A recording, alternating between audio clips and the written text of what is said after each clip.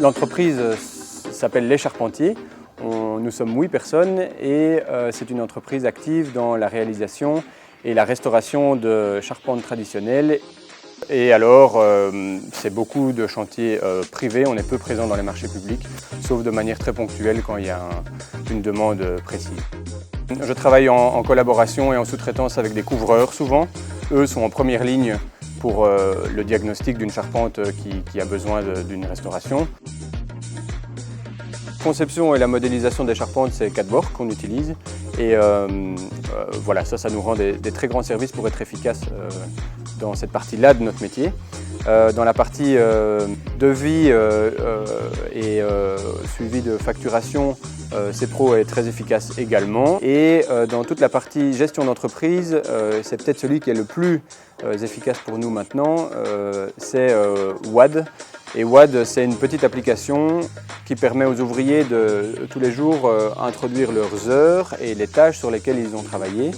Et moi, derrière cela, j'arrive à réorganiser correctement toutes ces informations de manière à avoir une bonne vue sur la gestion quotidienne et également pour m'aider à la facturation en cas de régie en fin de mois.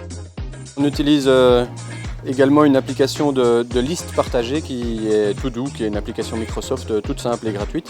Ça permet de faire des to-do list et de les partager entre collègues. Nous, on a une liste ou un dossier de liste par chantier. On sait annexer dans ces listes des photos, des sous-listes et des choses qui permettent d'organiser et de ne pas oublier certaines tâches et alors mettre des rappels.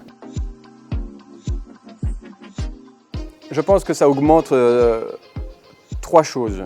Ça augmente la simplicité de gestion de mon entreprise, ça augmente l'efficacité et ça augmente aussi en fait la précision des informations que je recueille. C'est directement la bonne personne qui encode la bonne information au bon endroit qui fait que je sais l'utiliser de manière optimale.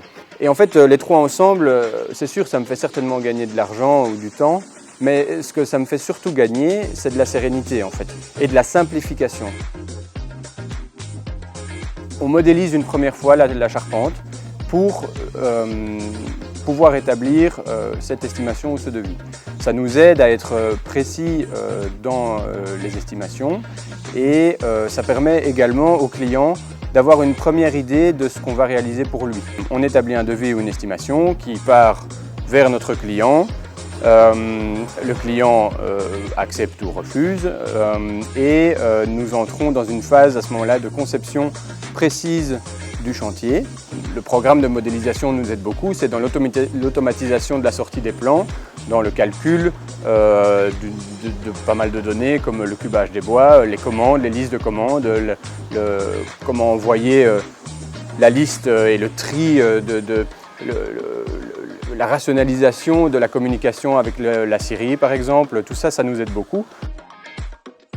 J'avais toujours à l'esprit, et c'est peut-être ça que je veux mettre en avant, de garder des outils très simples à utiliser. Au plus c'est compliqué, au moins il y a d'adhésion d'une part des collègues en fait, parce que au moins la précision est bonne aussi, et au plus c'est compliqué de faire tourner un outil correctement. La communication, les outils entre eux, ça c'est un point que je voudrais améliorer.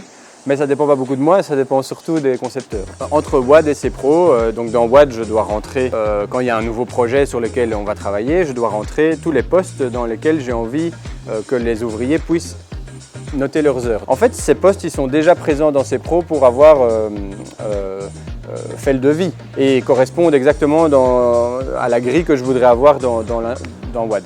Et donc, qu'il y ait un moyen d'envoyer de manière automatisée les informations de l'un à l'autre, ça c'est utile. Pour la visibilité d'entreprise, on en a surtout besoin pour le recrutement. Bon, voilà, c'est toujours intéressant de montrer ce qu'on fait pour des clients potentiels, bien sûr, mais elle est plus dirigée dans le but de recruter des personnes qui ont les compétences requises à notre activité, ce qui est extrêmement rare en Belgique. On a un site internet qui est une méthode un peu plus traditionnelle de communication, mais qui n'est pas efficace pour recruter. Et on a une page Instagram et une page Facebook. On essaye de donner un peu une image positive de ce qu'on fait, de notre équipe, et en disant, voilà, n'hésitez pas à venir, on a des places pour vous. C'est d'avancer par petits pas et d'implémenter correctement, pas par pas, des choses simples. J'ai pas eu d'expérience négative avec un outil trop complexe, mais j'ai surtout des expériences positives avec des outils moins complexes. Je me suis déjà même rendu compte que des outils pas très compliqués, il faut du temps, il faut de la patience et de la pédagogie pour mettre ça en place. C'est ça que je donnerais comme conseil.